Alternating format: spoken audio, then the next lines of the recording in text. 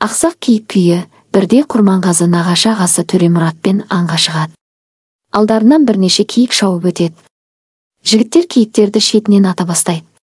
Бір жігіт Құрманғазыға: «Әй, Құрманғазы, мылтық ұстай алатын ер ме едің? Бассайшы шүріппеңді» дейді.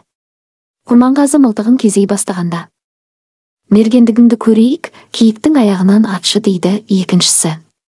Құрманғазы киіктің артқы аяғына тигізеді. Киік үш аяқтап ақсаңдап қашады. Қасында кішкене Құралай бар еді. Киік бір сүрініп, бір тұрған сайын Құралай енесін айналшықтап жүреді. Киік лағын уайымдап, оған басын шұлғып қаш деп белгі береді. Бұл көрініс Құрманғазының жүрегін елжіретіп жібереді. Киікті атқанына өкінеді. Қасындағы жігіт: «Тер ақсақ киікті қуамыз» дегенде, Құрманғазы тоқтатып, қолына домбырасын алады да бұрын соңды естімеген бір күйді төгілте жөнеледі. Жігіттердің бәрі мұңға батып тұрып қалады.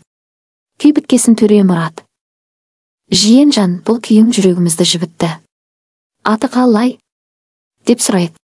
Құрманғазы: «Нағашы еке, жаралының бәрі жаралы, жанның бәрі бірдей. Киіктегі жан мен біздегі жан екеуі бір емес пе?